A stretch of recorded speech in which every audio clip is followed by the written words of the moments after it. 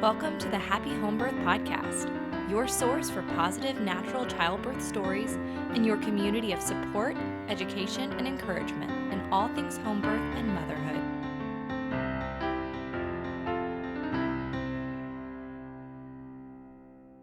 If you had an arduous labor due to your baby's positioning once, it is sure to happen similarly if your next baby takes the same position, right? Hey there, happy homebirthers, and welcome to this week's episode of the Happy Homebirth podcast. I'm your host, Caitlin Fusco, and this week we are speaking to Ashley Atwood. Now, Ashley and her husband Sam have 3 active and lively little boys. They are a homeschooling family and love adventure and being outdoors. Ashley is a self-described birth nerd and loves educating herself about all things birth and pregnancy and discussing all that they entail. She feels that education about birth and pregnancy is so important to the birthing experience. Her hope for all women is to take the initiative to learn because birth matters. If it's in the cards, she would love to become a midwife or doula one day when her children are grown. Today, we will hear how Ashley moved through her birthing experiences and how learning to surrender played a massive role in how she viewed the event itself. Let's jump in. Please remember that the opinions of my guests may not necessarily reflect my own and vice versa. And this show is not medical advice, it's an educational tool. So continue to take empowered responsibility for your health and your family. Ashley, thank you so much for coming on the Happy Homebirth podcast. Thanks so much for having me. I'm excited to be here. I am thrilled to have you. I'm excited to dive into the journey that you've taken, 3 very different birthing experiences. But before we get there, would you mind taking a moment to just introduce yourself and your family to the listeners?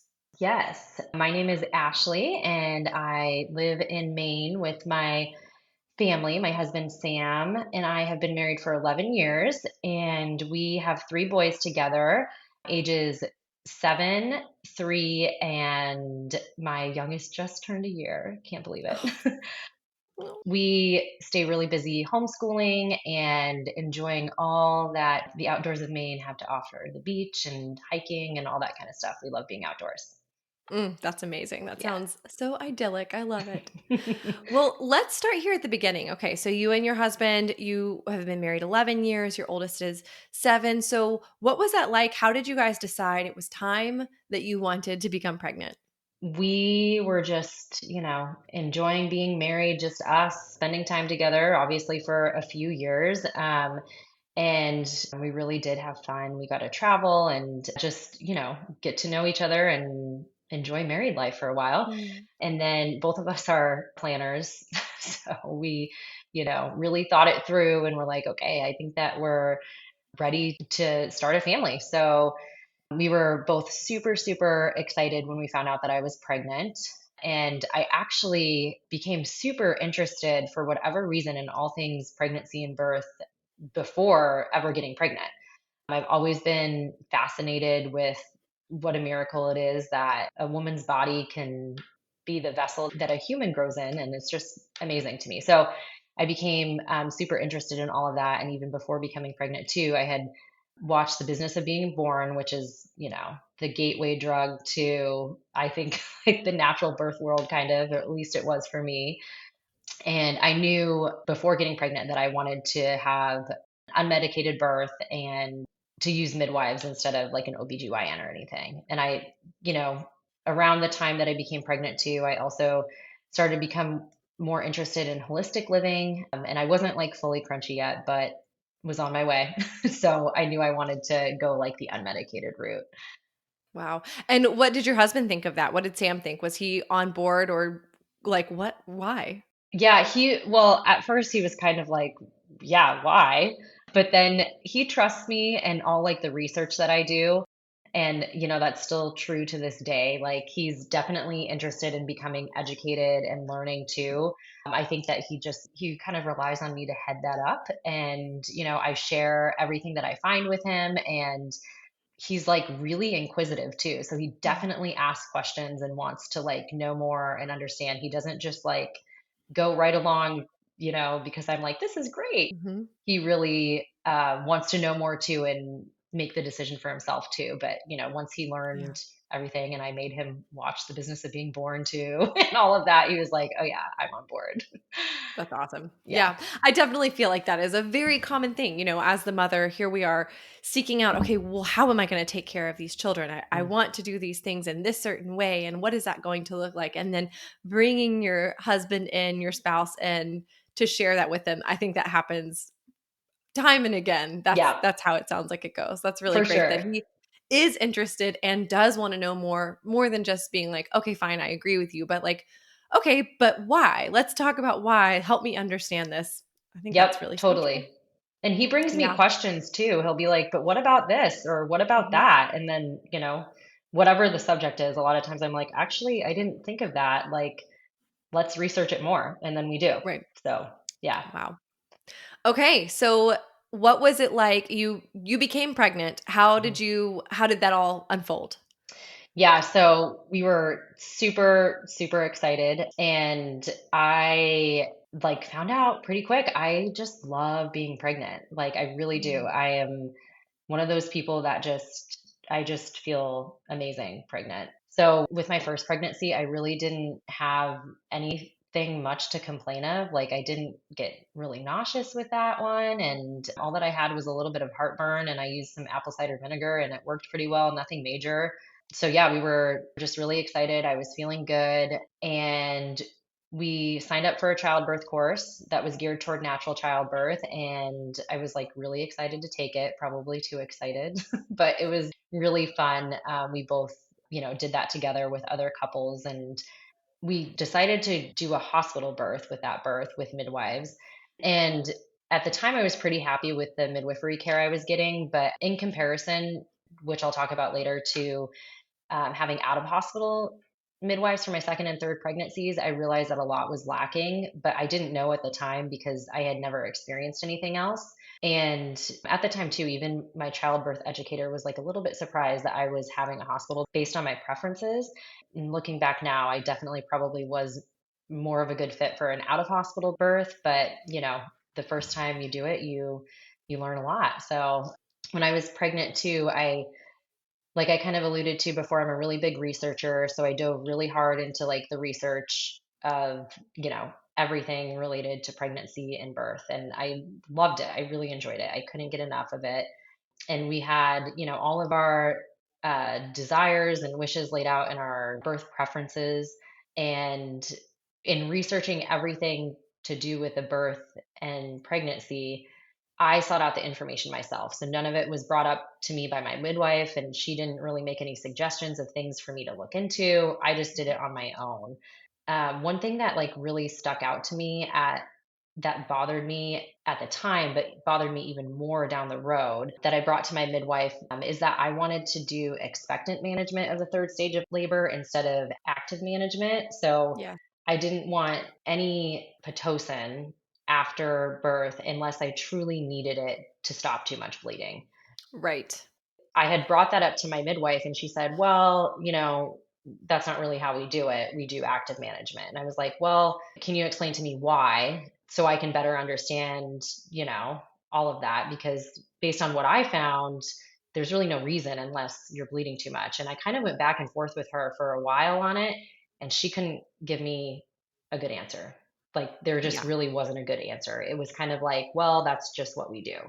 Mhm. And um she like made it sound like it was some kind of compromise that she would give me the shot via like intramuscular, just a shot of it instead of through an IV. And looking back, I don't know why I agreed to that, but I don't know. I kind of felt like I had to. Like, that's the way that it was presented to me, was like I had to. But looking back, that really bothers me that I did that, because now I totally realize that nobody can, make you do something, or, you can really decline anything. So it bothers me the way that it was presented. And it bothers me even more that I didn't, stick up for what I had done research on and what I felt comfortable with. Yeah, I hear you. You know what though? The tactics that are used are very difficult to Mm, combat. And mm, societally, in so many ways, I feel that we are just I mean, we're brainwashed to believe that we have to submit to these people. I've Hmm. experienced it myself when going in for something completely different. I remember I was having this side pain. I thought my appendix had ruptured. I went into the ER with my husband because I'm like, okay, well, if this is ruptured, like we should get this checked out. And I remember the way that they talked to me. I was thinking the whole time, this is why I can't. I could not give birth in the hospital because Hmm. they make like the balance of power is so incorrect. So Yep. while I agree with you, yes, you do have the power, you do have the authority. When you walk into the situation, naturally it may not feel that way. So it requires so much effort. And Yes. it's yeah, it's just a really intense power dynamic. So Hmm. I hear you. Yes, it is. Yep, for sure. And I completely experienced that. So, yeah. Mm, So that was just like one thing of, a few things that really stuck out to me that bothered me. So I really enjoyed the pregnancy, like I said, and we just continued on. And as we were continuing on, I was at 100% expecting to go past my due date because that is what I heard from everybody, like midwife, doula, childbirth educator, everything that I read said, first time moms should expect to go past their due date. So that's what I was expecting. So I was really caught off guard when I started to feel contractions at 39 weeks on the dot. So that started when I started to feel contractions for that first time with my first birth. That would start what has become a pattern of me being a labor denier. So mm. we were making dinner and I was cooking and I was having contractions while like leaning over the kitchen counter. But I like said to Sam, my husband, I was like, nope, I'm not in labor. This is probably nothing. And it's probably going to stop. I've never had a baby before. So, I'm just going to ignore this. And then about an hour later, I had some bloody show. And by that time, I was crawling on the floor while having contractions. So I, kind of accepted. I was like, okay, so maybe I am in labor. And they were getting pretty intense. So we let my doula know, and she came right over. And the plan was for us to stay at home as long as possible. But she came over and watched me have a couple contractions. And she's a very experienced doula. Like she's at this point attended like over 300 births. So she's very experienced. So she watched me have a couple contractions and she was like, oh, yep, I think it's actually time to go. So we weren't at the house with her for very long at all. And I guess she thought, you know, what looked to her like I was pretty far along. So we go to the hospital and of course they wanted to check me and I was a 3. Mm, So I was not too excited about that because yeah. I mean, I had never been in labor before, but based on what I was experiencing, I thought it was pretty intense. So I didn't want to go home. I didn't want to have to endure the car ride again as much as I would have wanted to be at home. I didn't want to do another car ride. So we decided to stay there. And my doula and I started walking the halls and doing some lunges and things like that. And really, after that point, which was not long after we got to the hospital, things got really blurry for me. Like Mm, it was very, very intense. So I went to Laborland. I was completely somewhere else. My eyes were closed pretty much the whole time. And I barely spoke at all. I couldn't even muster up enough energy to talk. I had to use every drop of energy I had for every single contraction. So my contractions were double peaking the whole time, pretty much the entire time that we had been at the hospital. And my doula caught on pretty quickly that there was probably some malpositioning going on. So she tried the rebozo and a few other things. And I do remember at some point she really strongly suggested that I go to the bathroom. And, she just basically was like, okay, we're going to try going to the bathroom. I didn't really want to go. And I just remember that sitting on the toilet was absolutely excruciating. Like to the point where like I like sat on the toilet for like a second and then like crawled right off and was like, I can't, I can't even handle being there for a minute. I mean, who knows what would have happened? Maybe it would have helped a lot, but I couldn't even do it. It was too intense. And then I was in and out of the water laboring, and it seemed endless, just completely endless. I didn't like say anything to anybody. Like I just like was thinking all of these thoughts to myself. But I remember trying to like get out of the situation. I remember like thinking to Mm, myself, like, how can I escape this? Like I wanted to leave the hospital, even though I knew if I left, labor wouldn't stop. But like mm, something in me just like wanted to run from it. mm, It was just so intense. I remember like thinking, oh wow, this must be like really bad when I would have a nurse would be with me and then go off of her shift for 12 hours and then come back on her shift.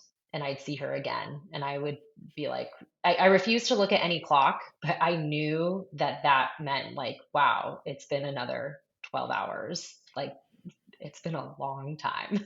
mm, So, all in all, that labor was 36 hours, and 6 of those hours were pushing. So, my son did end up being OP or sunny side up, and he was also ACE in clinic. And so, that malpositioning, I think, really contributed to the difficulty of the labor. And looking back, I really wish that we had done more to get him into a better position. mm, Like I would have really appreciated some direction and help with that from my doula, who did try some things. She really did, and the midwife. But honestly, everybody, like my doula and my husband mainly, they got like exhausted. Like mm, they were taking shifts, sleeping because it had been so long. And I just really felt like the support or really lack of support that I had from the midwives at the hospital was it just was really hard. Like I didn't have any suggestions from them. Like I didn't know the midwives that were on call for my birth. Like I'd never met them. And I really got no suggestions, no encouragement, no compassion, really nothing. Like they adhered to like my birth preferences, which I'm glad that they did that, but I didn't have any of that warmth or anything. mm, So looking back, I really wish I would have had more support and involvement from them, not like interventions, but just encouragement and suggestions and that mhm, sort of thing. So then I guess moving on to pushing, I was checked by one of the midwives and she said I was complete, so I could push whenever I wanted to. And I started pushing right away. And I wanted to, because I wanted to move through the labor and get my baby out. And after a while of me pushing, the energy around in the room and everything really died down because it didn't really seem like I was making any progress. And like my doula was like falling asleep on me, and so was my husband. And, they were both exhausted. And it took like everything out of me for every single push, like every drop of mm, energy. And I was feeling kind of like alone at that time because mm, my birth team was with me, but they were just so exhausted and wiped. And looking back, I'm sure that he was still really high up when I started pushing. And I wish that I would have known enough to wait for a strong urge to push, which I didn't. I just heard that I was complete and that I could push. And so that's what I did. But I wish, I would have really waited for that urge. At one point, I was just like, it was all taken out of me. And I hadn't spoken probably like hours, but I said, hey, you guys, I really need to get this baby out. Like, what can I do? And the midwife said, well, I could make a small cut. And Sam jumped like right in and said, no, Ashley, you do not want that, remember? And I'm so mhm, glad that he spoke up right away. Not necessarily that I would have agreed to it, but at the time, like just needing to get the baby out, I was mhm, like, I was kind of like desperate. So I'm mhm, glad that he said that and reminded me, like, no, you don't want that. So the midwife asked another midwife to come in for like a second set of eyes, and she watched me have a contraction. And then on the next contraction with me pushing, she performed a modified Ritkins maneuver, which I had no idea that that had happened at the time. But when she did that, my son came right out. So my doula had actually debriefed me at our postpartum visit and let me know what happened because I was like, what happened? Like, how did he just like come right out? And she said that she had had to ask too because she had never seen that. She put her finger in my anus and pulled his head from there downward to get his head out from under my pelvis because he just kept on getting stuck under my pelvis. And I guess this midwife knew to do that. So mhm, that's what she did. And I was, he came out and I was so happy that he was born and to meet him after all of that. And I was exhausted, but I really did get that like post birth rush of energy, which I wouldn't have even thought was possible with what I went through, but I did. And I got to enjoy like, you know, those amazing first moments with him, like a couple hours where I had that energy. And it was the most difficult thing I have ever done in my life, but it was also so rewarding because I was like, whoa, I did that. Wow. Yeah. A wild experience for sure. Gosh, yeah, that is a long one and Yeah. absolutely makes sense in terms of positioning, being asynclitic. Like those things were certainly, additional bits of difficulty for him traversing the pelvis and getting from one side to the other. Mm. But oh my goodness, what a long, what a long birth. But you made Yes. it. You did Yes. it. Like that Yep. is incredible. Yeah. Yep. It was. So you experienced that birth, that very Yeah. long, tiring birth. And then how did you feel afterwards when you thought about having more children? What were your thoughts? Yeah, so my husband and I were actually in between my first being born and getting pregnant with my second, which those two are 4 years apart. So there was some time there, but in between that time, my husband and I both became saved. I had grown up in a Christian home and thought that I was saved, but I was not saved. And I'm so glad that, the Lord doesn't leave anybody behind and he came and got me. But we had initially like for very like kind of selfish reasons had thought like, oh, we're just going to have one child, keep things easy. And I mean, that's great if somebody wants to have one child and it's right for them. But for us, our motivations behind that were very selfish. And after coming to know the Lord, we both recognize that and we're convicted of that. And we're like, okay, we're just going to put it in God's hands. Like whatever he wants for us, for our family, we want to just have his will in our lives. So that's what we did. And I got pregnant for the second time and was just super excited and we were overjoyed. And I knew for that pregnancy that I wanted to do things differently and definitely go the out of hospital route. I had done even more research in between. And I did want to do a home birth, but my husband, like half jokingly and half seriously, was like, you are so loud during labor. We can't do a home birth. Like, the neighbors are going to think like something's wrong or something. So, I mean, he was half joking, but I kind of went along with it. And I was like, okay, so we decided to do a birth center, kind of meet in the middle there. And I really didn't push him too much on it. But looking back, I don't know, maybe I should have. But the birth center was great too. So the second pregnancy was really enjoyable too. I just love it. And I just continued to educate myself more on all things pregnancy and birth. For this pregnancy, I did drink red raspberry leaf tea. And who knows if it's anecdotal or not, but for me, I really felt like it made a difference. So I don't know. And then with him, labor started when I was 39 weeks and 4 days. And I woke up a little after 3 a.m. to go pee, like per usual, being 39 weeks pregnant, have to, pee during the night. But when I went pee, I saw some bloody show and thought, okay, here we go. I wasn't having any contractions at that time, but as soon as I laid back down in bed, I started to feel crampy. So the contractions like weren't super intense at that point, coming probably like every 10 minutes apart. And they continued on like that for about an hour, like super manageable. I was actually initially sleeping in between them. And after a little while, I heard Sam like, turn over in bed. And I was like, hey, Sammy, are you awake? And he was like, well, now I am.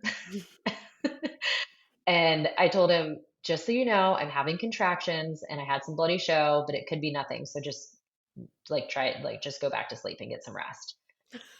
Which, like, like who's gonna go back to sleep after that? Like, what did Yeah. I expect? Yeah, I hear that. And also, like, how do you not tell? Like, I know Yeah, there are so many women who are like, I just kept it to myself. And I'm like, yeah, what? Like, yeah. I how? How did know. you physically not be like, oh my gosh, guess what just happened? Exactly, exactly. I know. So I just had to tell him.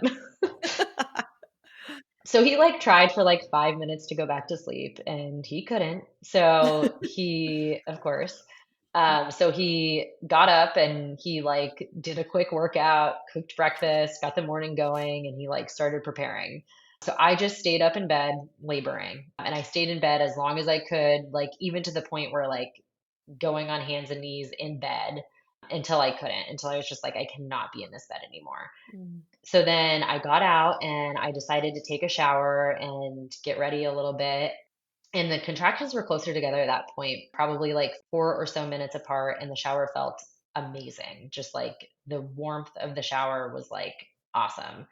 And for this labor, I really, really focused on being intentional and letting my body go, just like releasing tension in every part of my body, like everywhere, my forehead, my jaw, my arms, legs, everywhere, so that hopefully in letting go, I could easily open up and allow my cervix to open and be open to the birth. Mm. And I also like really focused on like completely different from my first birth, like not running from the pain, but actually going into it. Like Mm. every contraction saying like just going into it head on and letting it all just wash over me and totally Mhm. surrender. And so I was really, really focused on doing that. And I was really vocal during this labor too. And I kept, was sure to keep my vocalizations really low, which I had done with my first labor too. And I really just pretty much labored by myself upstairs in our master bathroom. And I kind of got ready in between contractions, and Sam would come in to check on me to see if I needed him or anything. And I was just good. I was just like moving through it. And I remember thinking during it, I was thinking, oh my gosh, I have breaks in between contractions. Like I'm Mm. having breaks. This is amazing, which I just didn't experience that with my first. So that was awesome. And I really wanted to be on all fours during contractions. That just felt right. That's just where I needed to be. And I would pop up in between contractions and get ready or run to the toilet. For this labor, there was a lot of cleaning out. So I had to spend some time and let that happen. And I was like kind of fearful of experiencing toilet contractions just because of my experience with the first not even being able to handle it. But so I would like run to the toilet in between contractions and be like, okay, I need to like be done before the next one comes because I didn't want to get stuck there. But I did get stuck on the toilet for a few contractions and it was pretty intense, but nothing like my first. Like I just really took that opportunity to sink into the contraction, to completely Mm. let go, and maybe I made some really good progress on the toilet. So, Mhm. I mean, dilation station. Mhm. And at one point, Sam came in and was like, how close are these contractions? And I had been timing them for a little bit at this point, and I was timing them, but I guess I just like wasn't really paying attention to it. But I looked and I let him know, I was like, oh, they're like 2 to 3 minutes apart, lasting a minute. And he was like, yeah, we have to call the midwife. So we called my doula first, actually, and she said, yeah, go ahead and call your midwife to confirm. But she said, I'm probably just going to have to meet you at the birth center. So I talked to our midwife, and she was like, yeah, let's go ahead and meet at the birth center. After the birth, actually, both my midwife and my doula told me that when they were talking to me, that they were like, she's just like completely normal between contractions. Like, she's fine. And so they both like, they were close together, but they kind of like wondered how far along I was because I was just, I was fine and I was talking to them on the Mhm. phone still. It was amazing that I was able to be so present during this labor because that's really what I Mm. had been praying for, to be present, to experience it all. Because with my first, I really was not present. I went to Laborland and everything was just a blur. So I'm like super, super thankful for that because I was so present, so aware, and I was able to just soak up every last drop of the labor, which I really, really wanted. So after we had called my doula and midwife, we were making moves to try to get in the car to get to the birth center. I was feeling nauseous at the top of every contraction. Mm. And I thought, okay, like maybe I'm getting kind of close. I was thinking, like, that can happen in transition. So maybe I'm getting close. And looking back, I was definitely in transition at that point. We moved downstairs to get into the car, and I told my husband, no, like, I cannot get into the car. Like, there is no way. And he's like, well, you have to, like now. And I thought I was just going to have the baby right there in our mudroom. I was just like, nope, I can't get in the car. But he talked me into it. And at that point, I was feeling so much pressure, like intense pressure. And it took a while to get into the car because I had to, maneuver in between contractions and they were coming pretty quick. So there wasn't a Mm, lot of time, in between to get in the car. And the car ride was only 10 minutes and all of those 10 minutes were excruciating. I bet. I was obviously limited on my positioning and movement being in the car, and it was not ideal. Like, I, poor Sam, he like felt so helpless, but he was like trying to give me one-handed counter pressure during the contractions, like while he was driving, which is crazy, like not super effective. But when we got to the birth center, I got out of the car, and right when I got out, I had a contraction. So Sam bent over and let me lean over his back for the contraction, and I had my eyes closed, and I felt hands grab mine, and I heard my doula's wonderful voice just guiding me through the contraction and breathing through the contraction. And I was so happy to see her face when I opened my Mm. eyes. So I was just so glad that she was there to support me. And she asked me if I was feeling a little pushy at the top of that contraction. And I was like, no. But looking back, I think I was. And we went into the birth center, and the tub was all ready for me, which was great. And I was just on the bed for a minute while my midwife got vitals and listened to baby and everything. And I got right in the tub, and it was so nice. It was amazing. I moved through contractions with my head resting on the side of the tub, and my husband was there with me. And I was really just mostly like looking at him. And my doula poured warm water over my lower back, which I highly recommend. That was amazing. And even at this point, there were pictures of me like laughing between contractions and just having a good time. And I was just so present for all of it. And I'm so thankful for it. And in between, we talked, and the room was quiet and peaceful. And I just felt so comfortable and at peace. And it was a beautiful summer morning. The sun was pouring into the room, and the light was spectacular. It was amazing.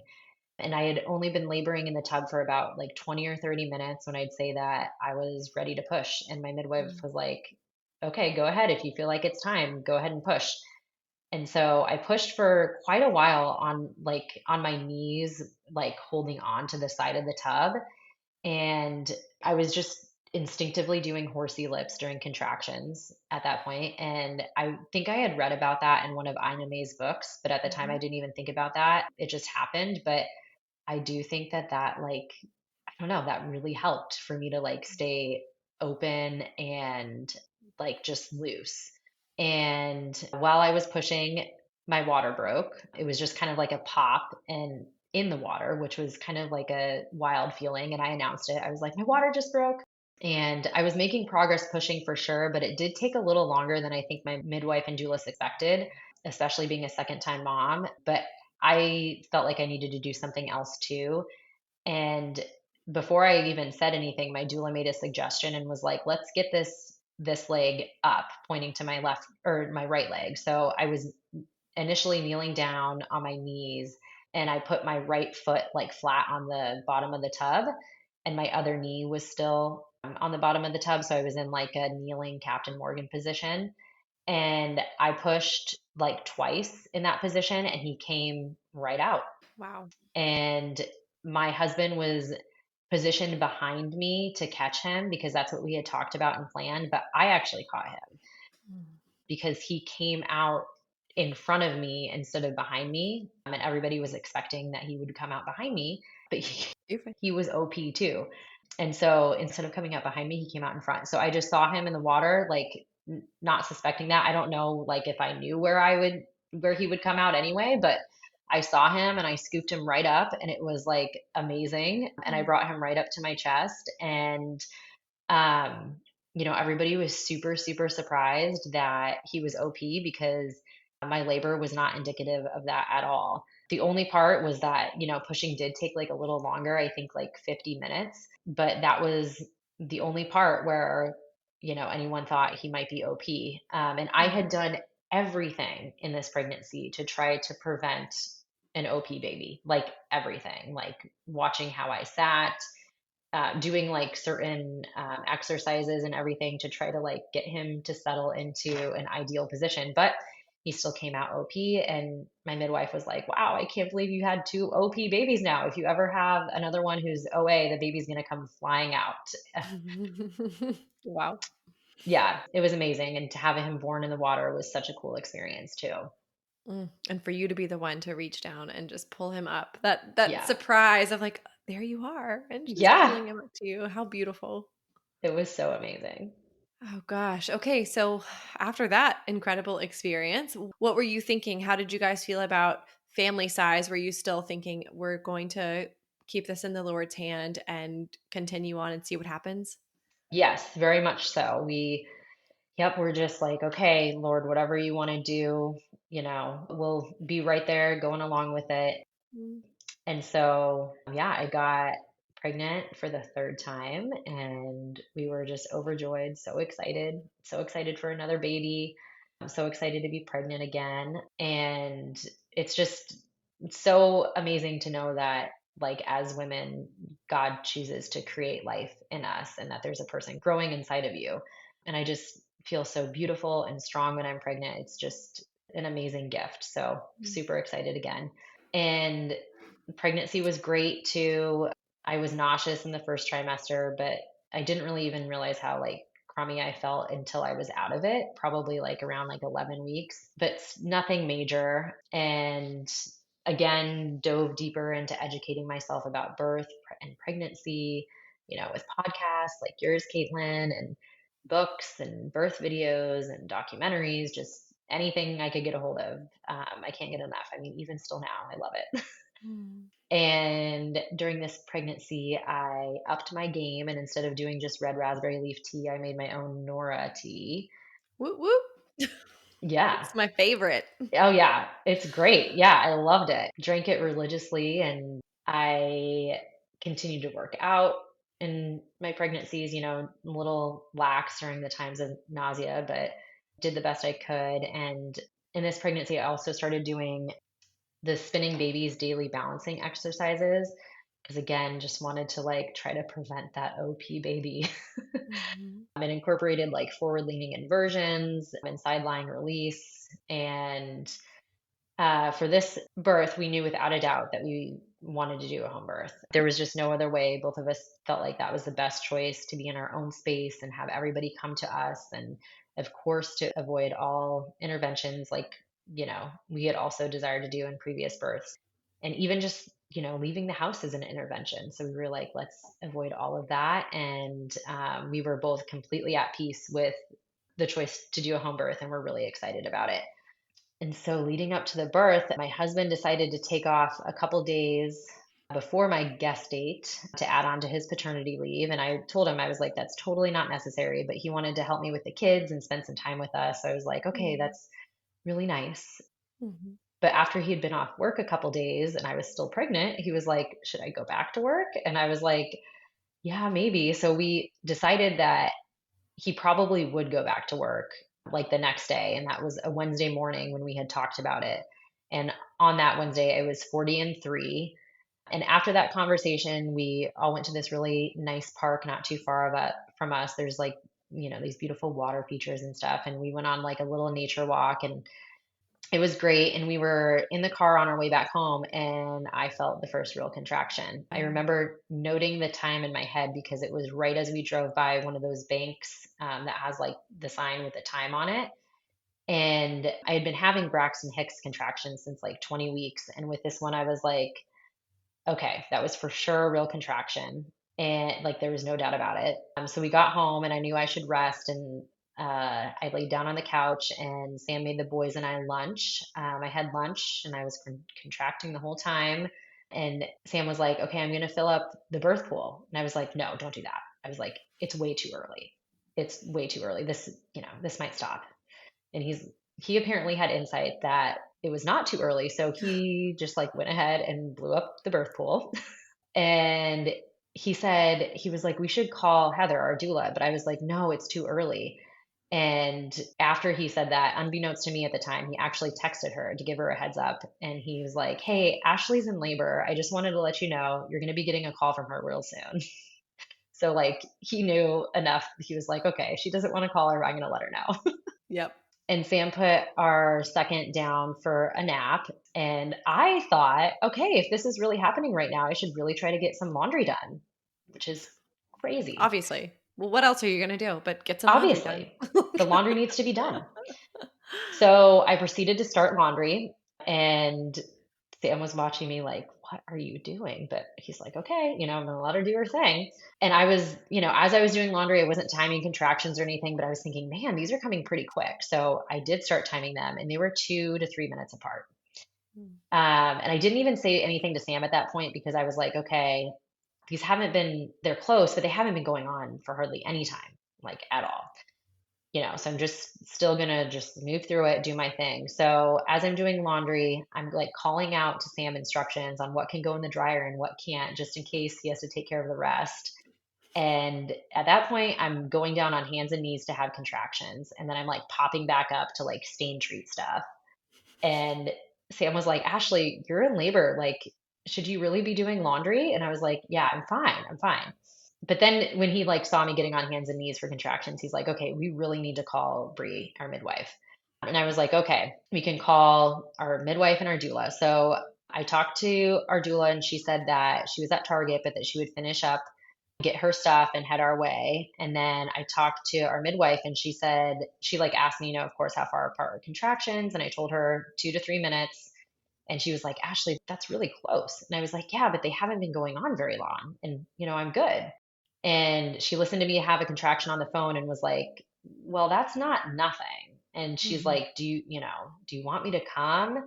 And I was like, yeah, probably. But, it hasn't been going on too long. So I didn't want her to rush and I Mhm. didn't want her to, to make something out of nothing. And I thought I was good. So she was like, okay, I think I do need to come over. I'll start getting ready, but I won't super rush if you don't think I need to. And I was like, okay. So we agreed on that. I kept laboring, and really quickly after those phone calls, like 15 or 20 minutes after we had talked with the doula and midwife, things got like super real. So Sam and my oldest son were filling up the birth tool, and I had mostly just been laboring, moving through things by myself, but right there with them. And at that point, I let my husband know. I was like calling out during contractions. I was like, hey, I need you. I need help, help. And so he was like rushing over to me during contractions and in between was like trying to get stuff ready. I don't actually fully know what he was doing. I should ask him, but he I was should ask. getting stuff ready. He was running around. He was stain treating the laundry. Right. Yes. The instructions I had given him. Yep. But he did call both my doula and midwife and like let them know like you guys need to come like now, like Mhm. now you do need to hurry. So my doula walked in, and right like as she was walking in, I was starting to have these thoughts of like, whoa, I don't know if I can do this anymore. It got so intense so fast, and I was having the thoughts, I don't think I can do this much longer. And I was just like really taken aback because I felt like labor had just started.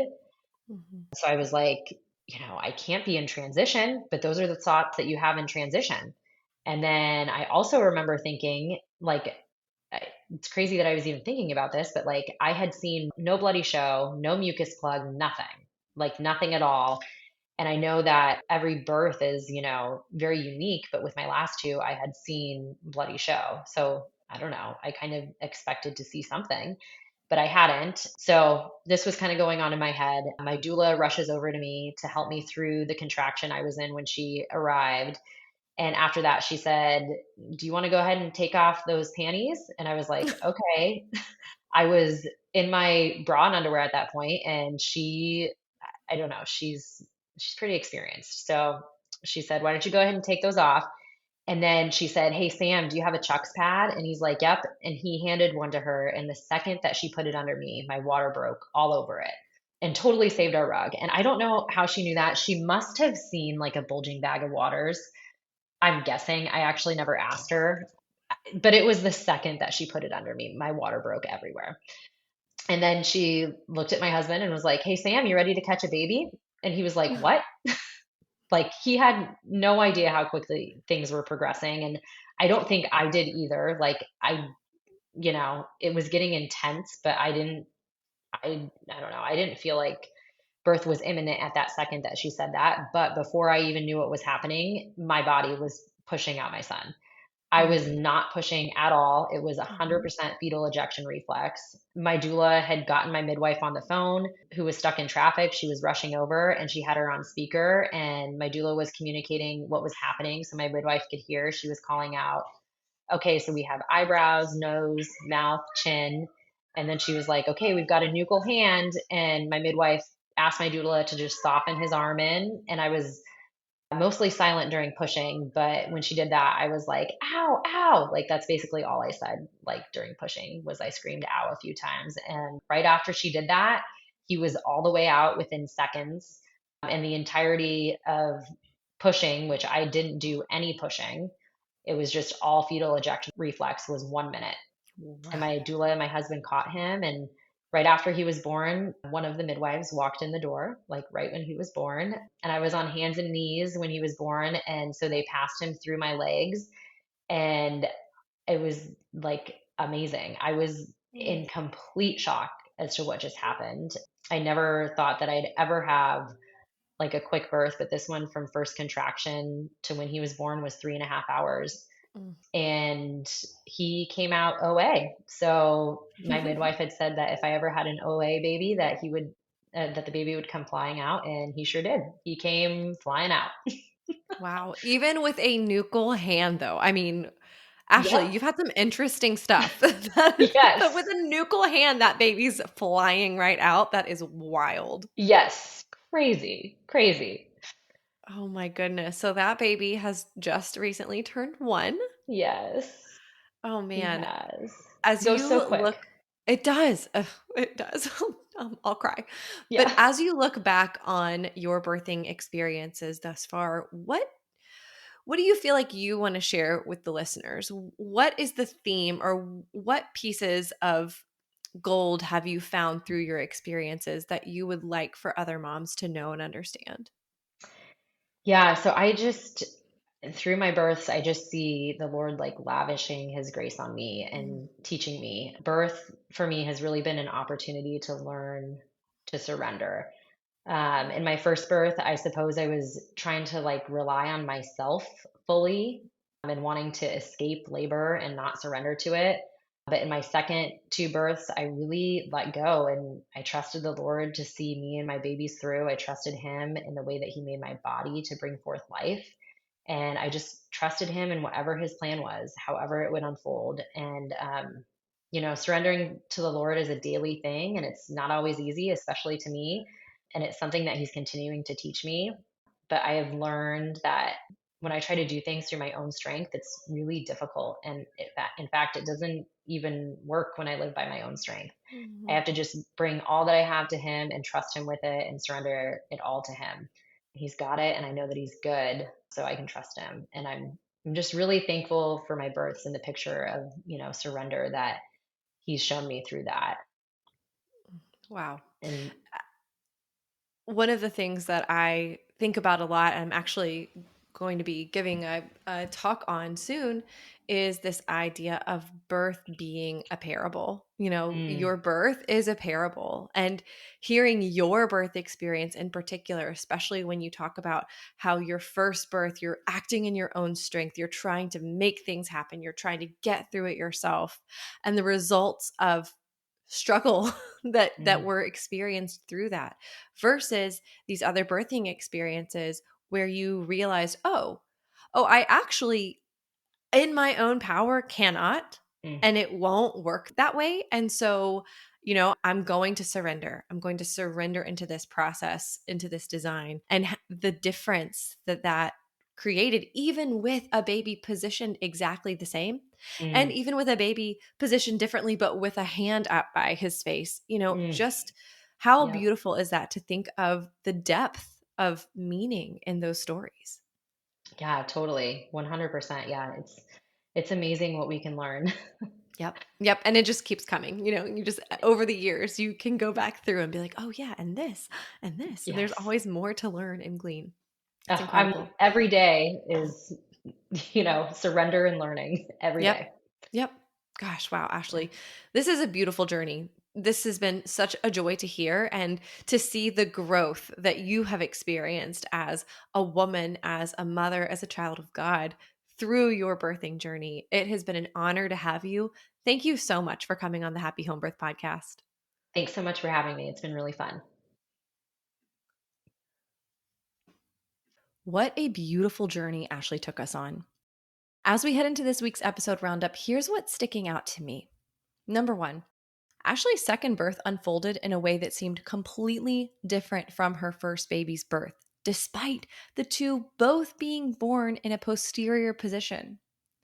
I think this is such a helpful reminder to those of you who have had a birth experience that was difficult, and maybe you're worried about it happening exactly the same way next time. Remember, this birth is not the same as your last birth. This is a different birth, and it can be a different experience. Number two, for those of us who may fall into the labor denier category, it's important to remember that someone on the outside may be able to see what's happening more clearly than we can. And I will add, this is especially true with the second, third, and beyond births when both spouses have been through the experience before. When Ashley was doing laundry and dropping to the floor for contractions, it clued Sam in that she was a good bit further along in labor than she realized. Thankfully, he was able to reach out to the team and loop them in on what was happening. And now, I want to end with a section of Ashley's own words from her application for the show. This was so touching, and I feel like it needs to be heard by so many. She said, "And with my third, it was like He, God, was lavishing on His grace, giving me what I absolutely don't deserve, but He did it anyway. It was like He one-upped Himself to show me His goodness. He knows me intimately and knows how much birth means to me and how I deeply value it and am in awe of it. And He gave me all my births as a gift, and I am so thankful. He could have made babies come any way He wanted, but He chose to use us, women, to bring forth life in a truly miraculous way. I struggle to understand His love and grace and also struggle to believe it about myself. And my births have helped me to experience more of His love and to just be in awe of Him, that He loves us because He loves us. He chooses to, and that's it. It has nothing to do with what I've done, but all of what He's done for me. And what a reminder that is of His ultimate love poured out for me on the cross." Oh, wow, Ashley, that will preach. What else can I possibly add to such a beautiful statement? Okay, my friends, that's all I've got for you for today. I'll see you back here next week. Thanks for listening to this week's episode. Are you looking to extend the home birth support, encouragement, and education? Join us in our Facebook group, Happy Home Birth Podcast Community, and check us out on Instagram at Happy Home Birth Podcast.